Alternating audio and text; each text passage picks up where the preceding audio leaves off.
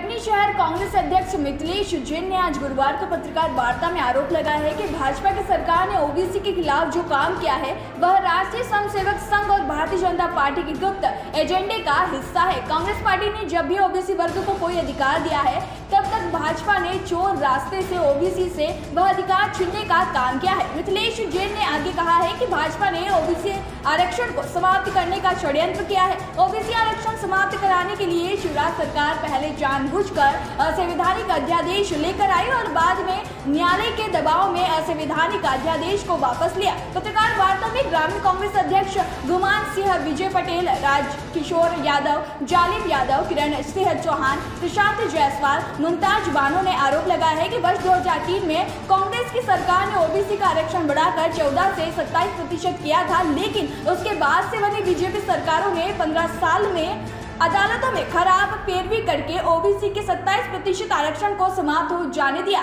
कांग्रेस नेताओं ने कहा है कि पूर्व मुख्यमंत्री कमलनाथ ने 11 मई 2022 को घोषणा की है कि आने वाले निकाय चुनाव में पार्टी अन्य पिछड़ा वर्ग के 27% प्रत्याशियों को टिकट देगी। जी की कांग्रेस की सरकार थी तब हमारे मुख्यमंत्रियों ने अन्य पिछड़ा वर्ग को 27% आरक्षण देने का निर्णय लिया था और शासनादेश भी जारी हुआ था। भारतीय जनता पार्टी के लोग अन्य पिछड़ा वर्ग के हिमायती नहीं हैं, बल्कि वे चाहे अनुसूचित जाति हो, अनुसूचित जनजाति हो या अन्य पिछड़ा वर्ग के लोगों के हितों के विरुद्ध में काम करने वाले व्यक्ति हैं। हमारी ये मांग है कि भारतीय जनता पार्टी का जो ये षड्यंत्र था अन्य पिछड़ा वर्ग के लोगों के प्रति वो आज उजागर हो गया है और हम आपके माध्यम से जनता से ये निवेदन करना चाहते हैं कि अन्य पिछड़ा वर्ग के लोगों उठो और तैयार हो जाओ और ऐसी बेईमान झूठ बोलने वाली अन्य पिछड़ा वर्ग की विरोधी सरकार को उखाड़ फेंको और कांग्रेस के साथ जुड़ो।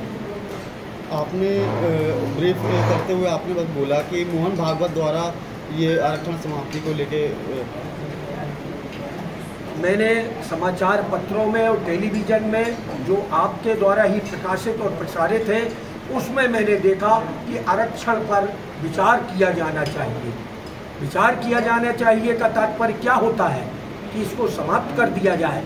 तो जो मंशा भारतीय जनता पार्टी के मूल संगठन आरएसएस की है, उनके प्रमुख की है, उसी मंशा के अनुरूप भारतीय जनता पार्टी आरक्षण को समाप्त करने का काम कर रही है और कांग्रेस पार्टी ये चाहती है कि जो शोषित वर्ग है, गरीब वर्ग है, पिछड़े वर्ग है, उनको आरक्षण का लाभ मिले।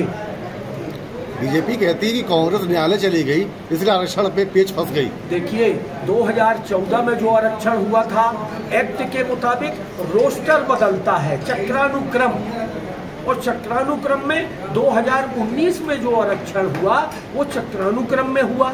उस आरक्षण को समाप्त करने के लिए शिवराज सिंह सरकार ने पंचायत अधिनियम में अमेंडमेंट कर दिया। वो नहीं चाहते थे कि चुनाव हो, तो अमेंडमेंट किसने किया, कानून किसने बदला, उस आरक्षण को 2019 के किसने समाप्त किया, ये शिवराज सिंह की सरकार ने समाप्त किया। तो उसको लेकर के कुछ नागरिक गए माननीय सर्वोच्च न्यायालय में जब ये बात आई कि अन्य पिछड़ा वर्ग के आंकड़े पेश करो, तो ये किसकी जवाबदारी थी, ये सरकार से पूछा गया ना, और सरकार की जवाबदारी थी। उन्होंने अपने कर्तव्य का पालन क्यों नहीं किया।